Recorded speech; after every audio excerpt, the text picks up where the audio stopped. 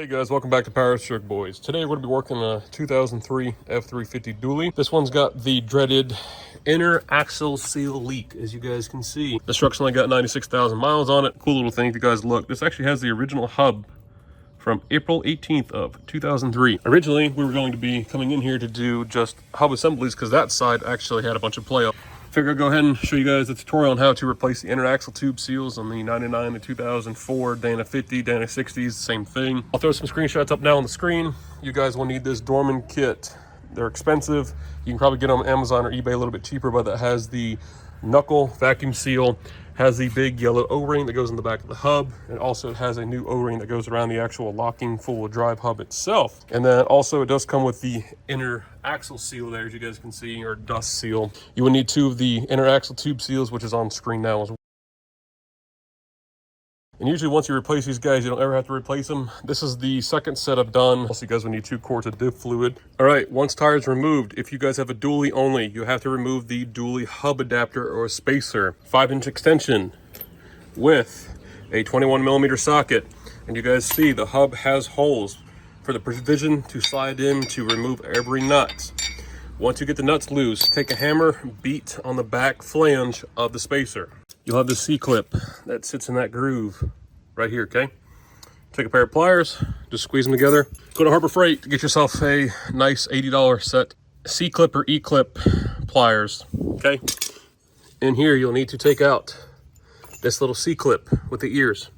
Make sure you get ones that when you pull it, they expand, not vice versa, okay? Now I need to go ahead and undo the brake caliper. Don't undo the bracket, undo the actual caliper with the bracket still intact. Go ahead. Again, using that 21mm, take it up, set on top of the leaf spring. So you can see we went ahead and replaced the shock already too. You can see, literally it just replaced this hub, okay? Now you will have a flat washer with a nut, with another washer or shims as you want to call them. We need to go ahead and pull the hub off. Now in order to do that, there are nuts on the inside of the knuckle, as you guys can see. There's 4 of them. So these are 21s, so you'll need a swivel probably for the bottom 2, but you can go ahead, unlock your steering wheel, put the truck on some jack stands and turn the knuckle in and forward. You need to go ahead and undo our ABS wheel speed sensor. It's going to be a 5mm, if I'm not mistaken. We'll just use an Allen key or a T-handle Allen key. All right, you guys, using my McCraw air gun with a quick disconnect attachment, both from Harbor Freight, that I need to tighten up because that's actually loose. Anyways, using a long flat blade attachment, again from Harbor Freight.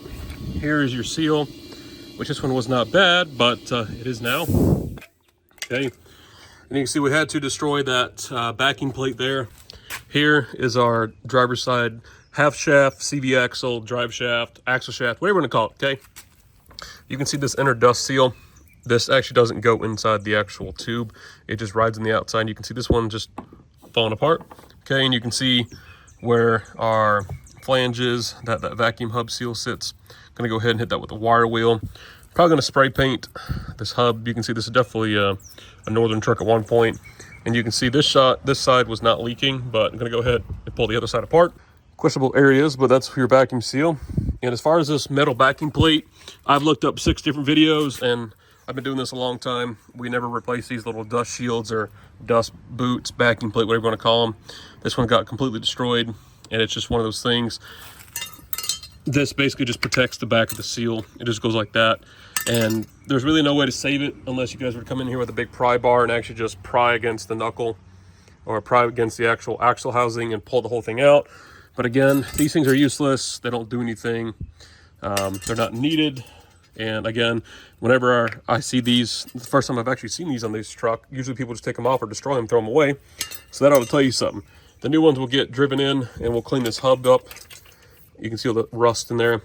Got both sides apart. I'll go ahead and show you on the driver or the passenger side now.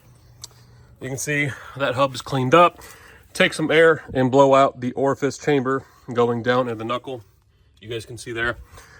The driver's side had a bunch of gunk. This one did too. You want your hubs to be nice and shiny. The main sealing surface is this little step up, this machine groove all the way around. Just make sure that's nice and clean. And you guys can see where that diff fluid was leaking. Right, here's this hub all cleaned up. You can see Now go ahead on the driver's side, disconnect your tie rod. You need to do this to get the carrier out. You need to go ahead and undo those. Leave one at the top, just barely tight. So when you guys bust the diff cover off, it doesn't and blow up everywhere like your mom and make a big diff fluid mess, okay? And get a drain pan. And at that point, we can go ahead and take the carrier out. All right, you guys, so these are 15 millimeter bolts. If you guys have a lifted truck, it helps out. But anyways, you can see someone's been in here before. This is an aftermarket diff cover. You can see they actually put a Allen drive screw in here because this one's really close to the leaf spring mounting perch. So I'm wondering if it's one of these or one of these. There we go. So it's this guy here. So that's a little hack for you. Whoever's been in here before definitely has an idea what they're doing. You can see I left one at the top there. So when we bust this loose, all the fluid will fall in and the diff cover won't pop off. All right, you guys, there you go. You can see this fluid. Doesn't look too bad. Made a little bit of a mess. Got a little excited. You can see this is very, very clean fluid, actually. It's very clear. This was replaced not too long ago. A little tip for you. Get this knuckle all the way backward. Instead of trying to be here with a flat head and whatnot. Can't really get in here if the truck's lowered. Go against this lower U-bolt here. Come in here and just pops it off every time. All right, you guys. So there is your open diff on a... You go ahead and get this carrier out now. These are not going to have any shims left or right, like a traditional like ring and pinion at like a rear differential or something like that. 19 millimeter, there's 4 of them. And just make sure you guys line your caps up. I'm gonna go ahead and put a dot for the left and 2 dots for the right. So you guys need to indicate the same way they went on.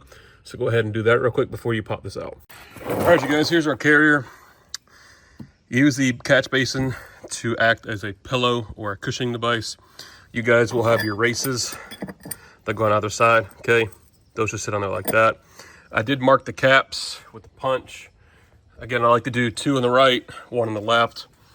Make sure you guys orientate those the same way. Don't put them up backwards, just so we have those set there on purpose, and the whole axle is basically empty now. All right, you guys, knock these inner axle seals out. We need a long pry bar, crowbar. It needs at least be 36 inches, okay? Now, if you look down this axle tube, let me see that light, please. Look down this axle tube, there's a little plastic little shoulder piece there, okay? What that is basically that's a guide for the inner axle shaft to slide into.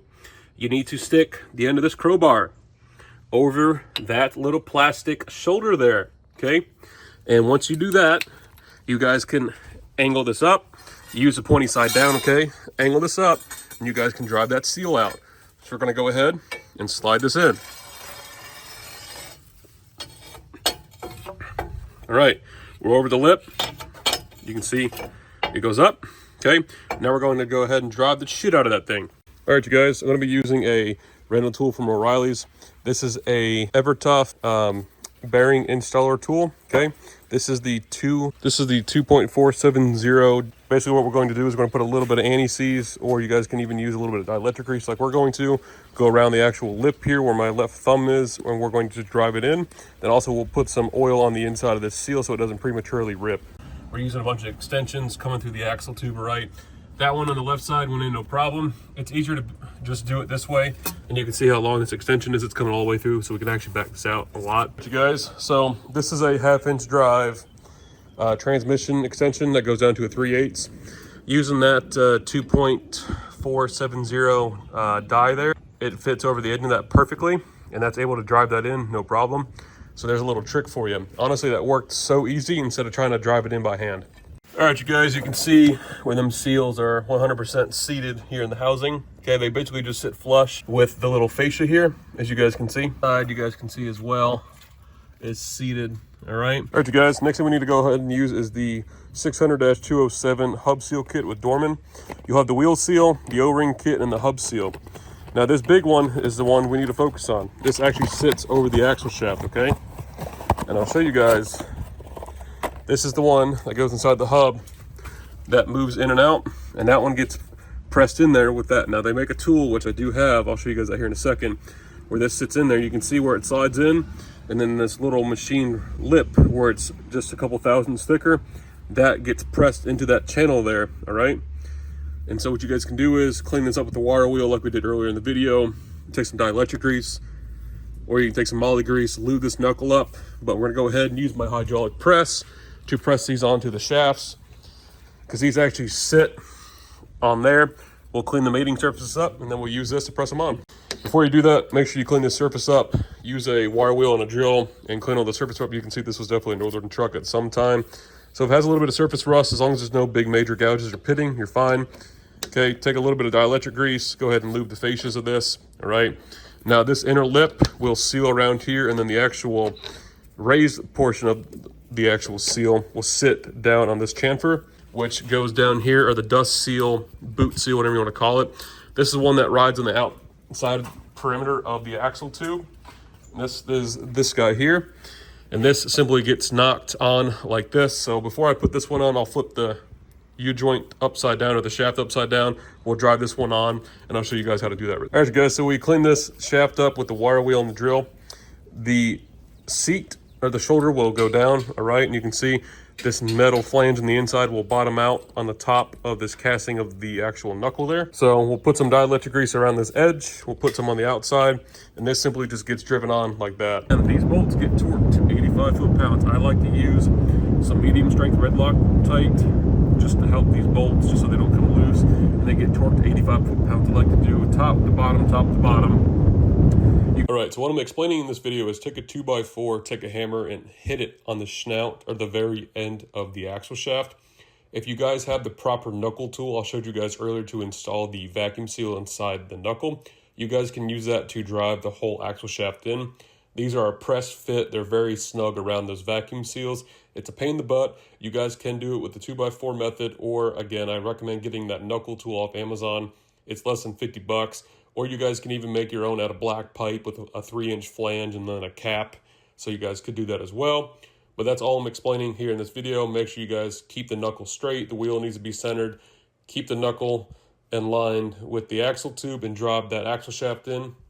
And you guys will bottom it out by making sure that vacuum seal is 100% flush with that raised machine lip I showed you guys earlier in the video inside the knuckle. All right, once you guys get those seals driven into the knuckle, make sure you guys have that vacuum seal 100% flush with that raised lip again. That's very important, because you guys need to get those all the way in to get the C-clip into the hub at the end of the axle shaft. If you don't recess those axle shafts all the way in, you won't be able to get that clip in, all right?